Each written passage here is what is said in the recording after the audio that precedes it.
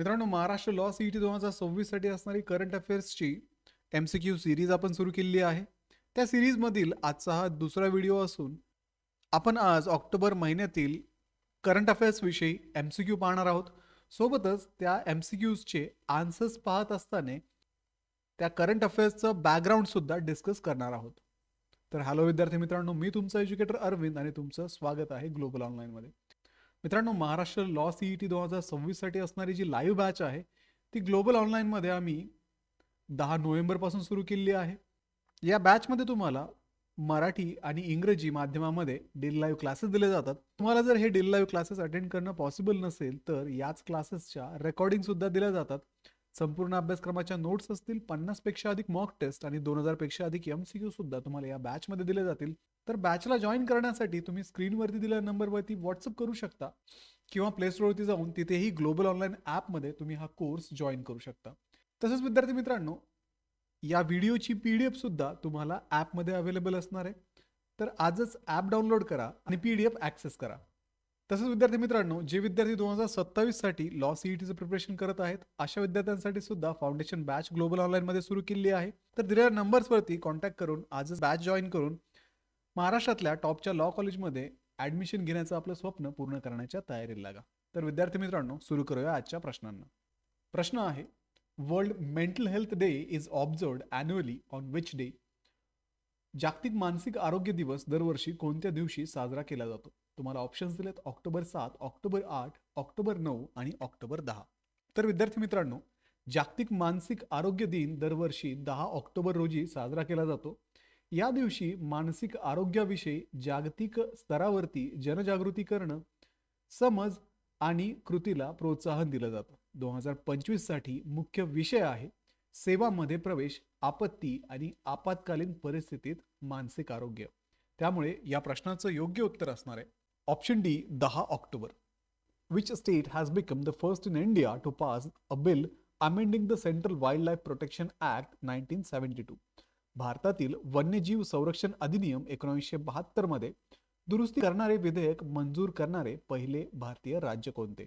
Options आहेत कर्नाटका, केरळ, महाराष्ट्र आणि Tamil Nadu.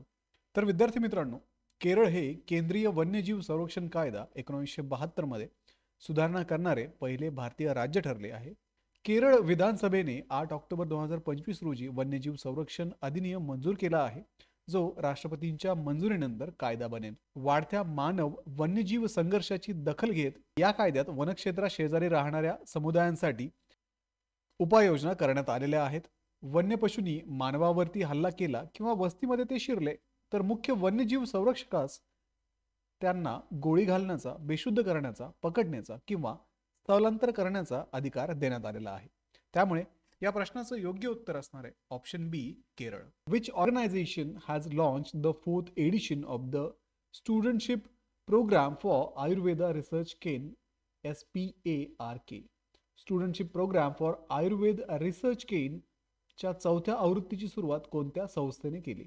Options आहेत National Institute of Ayurveda, Ministry of Health and Family Welfare, Indian Council of Medical Research, Central Council for Research in Ayurvedic Science. तर राष्ट्रीय आयुर्वेद संस्था, आरोग्य आणि कुटुंब कल्याण मंत्रालय, भारतीय वैद्यकीय संशोधन परिषद आणि केंद्रीय आयुर्वेद विज्ञान संशोधन परिषद. तर विद्यार्थी मित्रांनो, आयुष मंत्रालयाच्या अंतर्गत आयुर्वेदिक विज्ञान संशोधन केंद्रीय परिषद CCRAS ने स्पार्क 4.0 ही विद्यार्थ्यांसाठी आयुर्वेद संशोधन केन या शिष्यवृत्ती कार्यक्रमाची 4थी आवृत्ती 2025-26 साठी सुरू केली आहे. या उपक्रमाचा उद्देश BAMS पदवीच्या विद्यार्थ्यांमध्ये वैज्ञानिक जिज्ञासा व संशोधन वृत्ती जागृत करणे आहे. राष्ट्रीय भारतीय पद्धतीच्या वैद्यक आयोगाच्या मान्यताप्राप्त महाविद्यालयातील 300 BAMS विद्यार्थ्यांना 2 महिन्यांसाठी दरमहा 25,000च्या दराने एकूण 50,000 शिष्यवृत्ती दिली जाते. तर स्पार्क अंतर्गत विद्यार्थी स्वतंत्र लघुकाळ संशोधन प्रकल्प प्राध्यापकांच्या मार्गदर्शनाखाली करतात. यात संशोधन पद्धती, प्रयोगांची रचना, डेटा ॲनालिसिस यांचा समावेश आहे. या कार्यक्रमाचा उद्देश आयुर्वेद क्षेत्रातील संशोधनाभिमुख पिढी निर्माण करणे आणि आयुष संशोधन परिसंस्थेचे मजबूतीकरण करणे हा आहे. त्यामुळे या प्रश्नाचं योग्य उत्तर आहे option D Central Council for Research in Ayurvedic Science, केंद्रीय आयुर्वेद विज्ञान संशोधन परिषद. पुढचा प्रश्न आहे, which state government has organise Swadesh Mela in October 2025. October 2025 मध्ये स्वदेश मेळा कोणत्या राज्याने आयोजित केला? ऑप्शन्स आहेत उत्तर प्रदेश, मध्य प्रदेश, गुजरात आणि कर्नाटका. तर विद्यार्थी मित्रांनो, उत्तर प्रदेश सरकारने 9 ऑक्टोबर ते 19 ऑक्टोबर 2025 या कालावधीत संपूर्ण 75 जिल्ह्यांमध्ये स्वदेश मेला 2025 आयोजित केला होता. उत्तर प्रदेश आंतरराष्ट्रीय व्यापार प्रदर्शनाच्या तिसऱ्या यशस्वी आवृत्तीनंतर हे मेळे सूक्ष्म, लघु आणि मध्यम उद्योग म्हणजेच MSME, खादी, हातमाग आणि हस्तकला उत्पादने यांचा प्रचार करतात. हा जो कार्यक्रम आहे तो स्थानिक उद्योजक आणि कारागिरांसाठी त्यांच्या वस्तू प्रदर्शित करण्यासाठी आणि विक्रीसाठी जिल्हास्तरीय व्यासपीठ उपलब्ध करून देतो.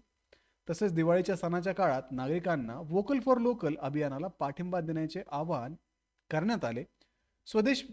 स्वदेश मेळे देशी उत्पादने, वस्तू व सेवा कर म्हणजेच GST सुधारणा आणि सांस्कृतिक कार्यक्रम यांना अधोरेखित करतात.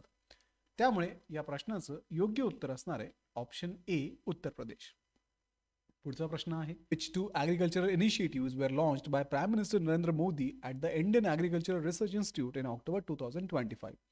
ऑक्टोबर 2025 मध्ये पंतप्रधान नरेंद्र मोदी यांनी भारतीय कृषी संशोधन संस्थेत सुरू केलेल्या 2 कृषी उपक्रमांची नावे कोणती? ऑप्शन्स आहेत PM Dhandhanya Krishi Yojana and mission for Atmanirbharta in pulses, PM कृषी समृद्धी योजना अँड PM किसान ऊर्जा मिशन, PM फसल समृद्धी योजना अँड मिशन प्रोटीन भारत, कृषी उत्थान अभियान and national agro prosperity mission. पंतप्रधान नरेंद्र मोदी यांनी नुकत्याच भारतीय कृषी संशोधन संस्था नवी दिल्ली येथे एक विशेष कृषी कार्यक्रमामध्ये भाग घेतला होता. त्यांनी भारतीय कृषी क्षेत्र सशक्त करण्यासाठी एकूण 35,440 कोटींच्या 2 मोठ्या योजनांचा शुभारंभ केला. PM धनधान्य कृषी योजना 24,000 कोटींच्या बजेटसह आणि 100 जिल्ह्यामध्ये उत्पादकता, पीक वैविध्यीकरण, सिंचन, साठवण आणि शेतकऱ्यांसाठी कर्ज सुरू करण्याचा उद्देश या योजनेचा आहे. Mission for Atmanirbharta in pulses ही योजना 11,440 कोटीच्या निधीसह डाळ उत्पादनात वाढ करणे, 35 लाख हेक्टरपर्यंत लागवड वाढवणे आणि खरेदी आणि मूल्य साखळीला पाठबळ देणे या बाबींवरती लक्ष केंद्रित करते. त्यामुळे या प्रश्नाचं योग्य उत्तर असणार आहे option A, PM Dhandhanya Krishi Yojana and mission for Atmanirbharta in pulses. पुढचा प्रश्न पाहूयात. The new begonia species Chouna Bokuchulu Aryarakta was recently discovered in which state? Chouna Bokuchulu आर्यरक्ता या नव्या बेगोनिया प्रजातीचा शोध नुकताच कोणत्या राज्यात लागला? ऑप्शन्स आहेत अरुणाचल प्रदेश, सिक्कीम, नागालँड आणि मणिपूर. तर विद्यार्थी मित्रांनो, अरुणाचल प्रदेशमधील शास्त्रज्ञांनी लेपाराडा जिल्ह्याच्या बसार भागात नुकतीच नवीन बेगोनिया प्रजाती शोधलेली आहे. या वनस्पतीचे नाव चोना बोकुचुलू म्हणजेच आर्यरक्त ठेवण्यात आलेले असून याचा अर्थ शोभिवंत लाल असा होतो. हे नाव उपमुख्यमंत्री चोना मेन यांच्या सन्मानार्थ ठेवण्यात आले आहे. ही वनस्पती तिच्या जिवंत लाल पानांसाठी उल्लेखनीय आहे आणि नैसर्गिकरित्या त्या प्रदेशामध्ये वाढते. त्यामुळे या प्रश्नाचं योग्य उत्तर असणार आहे ऑप्शन ए, अरुणाचल प्रदेश.